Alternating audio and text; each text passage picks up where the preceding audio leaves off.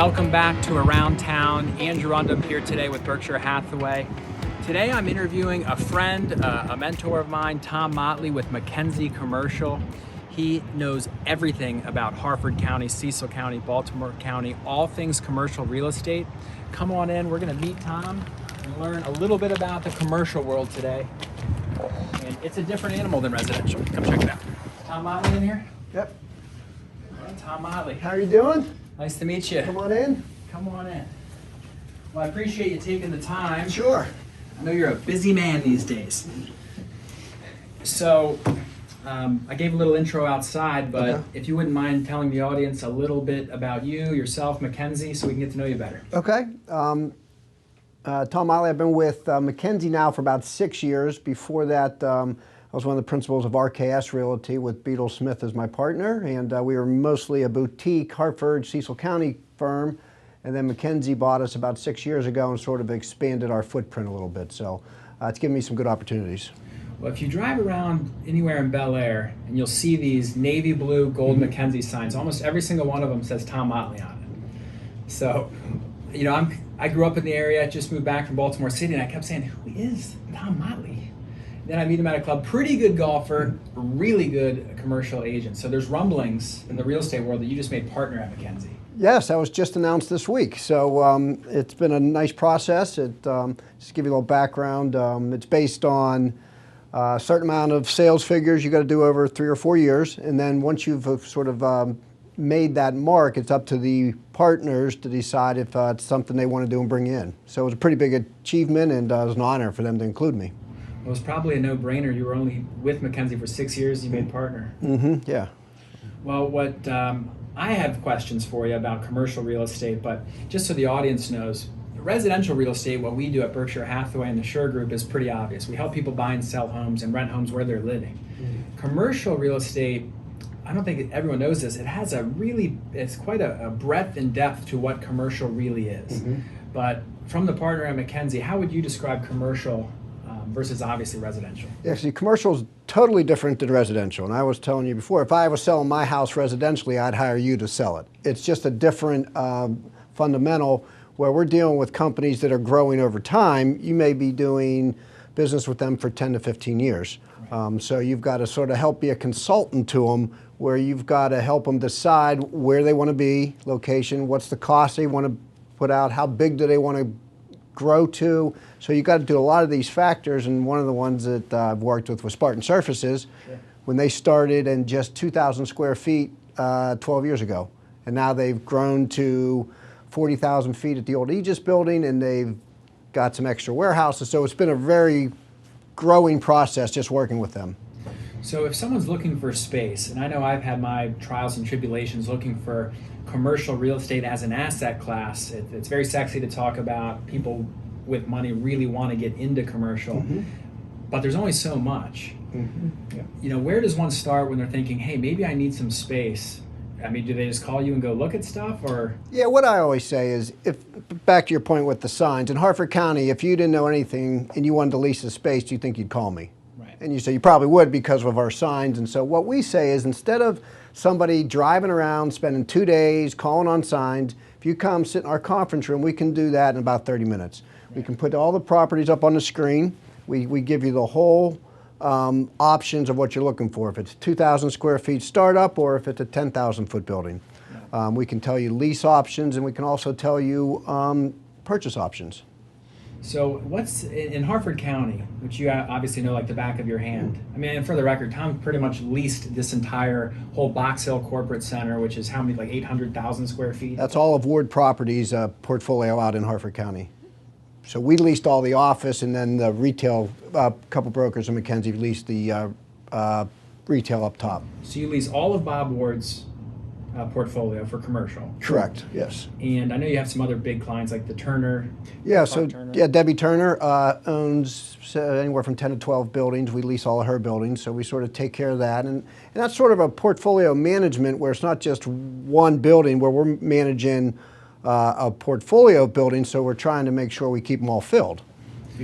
Right, that totally makes sense. And that's why at least everyone in kind of my network, the more I've kind of established myself up here in Harford County, says you just call Tom. Call Tom if you want space. And Berkshire Hathaway, we're looking to grow, and our company probably is going to need more space at some point. And it pays to know who knows what inventory is coming, when it's coming, what the price per square foot's going to be, what lease terms are acceptable. Correct. So on and so forth. So I guess my question for you is,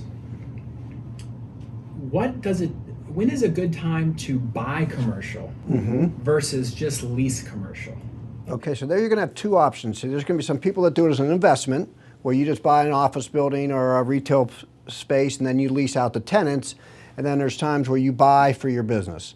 That's the hardest decision to make, because as you're growing, you don't want to buy a space that you grow out of, because then you're stuck as an owner with a space you can't use.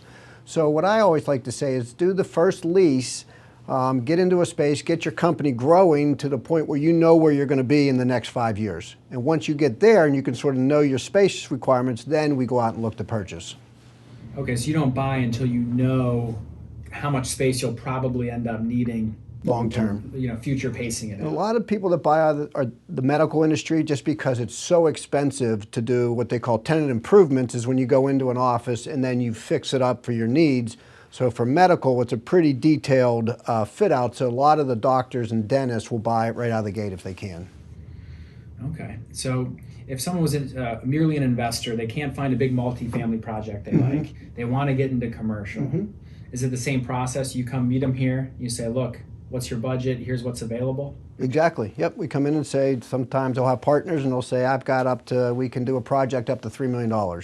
So I go through the pro forma with them, would tell them what it looks like on down payments, and then I also set them up with some local bankers. I've got a pretty good list of local bankers that like certain projects. So that's part of as a consultant, we know what type of banks like what type of projects. Right. That's really important. See, it's so much more in depth than residential real estate, where, not that residential is easy, it is a crowded space, but it's kind of hard to stand out. The process is simple, where, hey, this is how many beds and bathrooms I want, this is the school zone I want, this is the area I want to live, I want to get a mortgage. Well, every bank in town, if you have good credit, is going to beg to give you a mortgage. Now, when I bought my first commercial property, you couldn't get a mortgage. You needed a commercial loan, which was news to me. So you have to go through all these different requirements, and it's not a 30-year fixed loan. They're putting these 5-year balloons on it and that sort of thing. Yeah, people don't really understand. They'll get you, see what it does with commercial, which caused a lot of the problems during the Depression was you get your financing based on an amortization schedule similar to a house, 20 to 30 years, but in commercial there's a 5-year call on all the loans. So typically they would just roll, but what happens is if the bank doesn't decide to refinance you, you got to move it or you've got to put more money in. So that's really important. When he says they call the notes after 5 years, that means the bank can say, hey, we did this loan, we don't really want to give it to you anymore. So either come up with cash or get another loan, or we'll just take your building. Yeah. So you better know what you're doing. And what I've learned in business in my young career is you don't go into these things alone. You need to bring someone who knows what they're doing with you, who can advocate on your behalf. Yes, and there's a lot of moving parts to it. Right. Yeah.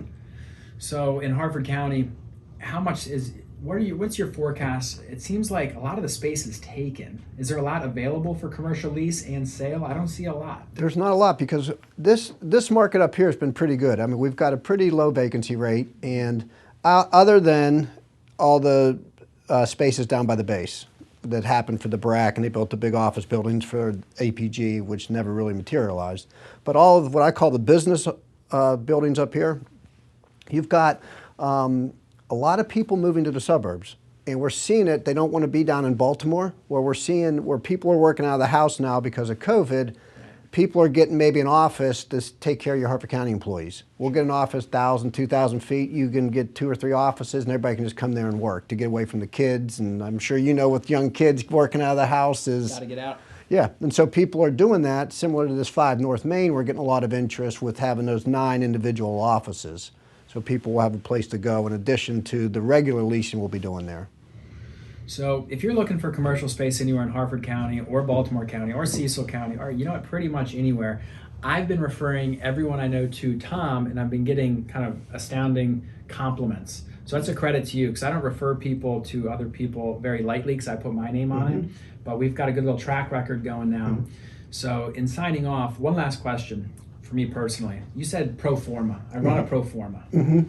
Now, in residential, pro forma to me is, all right, here's your monthly payment, here's your cash out of pocket, here's your couple options. Do you like the house? Bam. Right. Pro forma in commercial, you mentioned TI, tenant improvement. Yes. You mentioned price per square foot is a big thing that is always used in commercial. In residential, it's not really, because everyone calculates it differently. Right. Is the unfinished basement, does that count as square footage? Is the garage count? Is the open air 2-story foyer count? It's a big mess.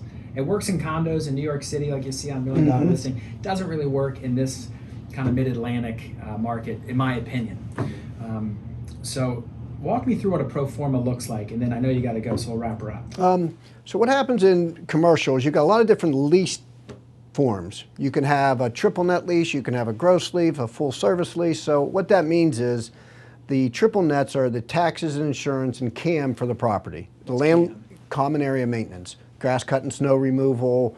So like in this project, the landlord charges you a rental rate and then they pass on the expenses to you. That's a triple net lease. Taxes, insurance, and CAM. CAM.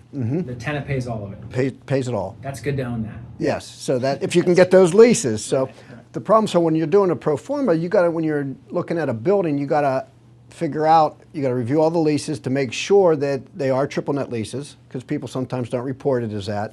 And you got to go through what's the vacancy rate, what's the rental rate on the existing leases, is it something that is going to be long-term, support the building?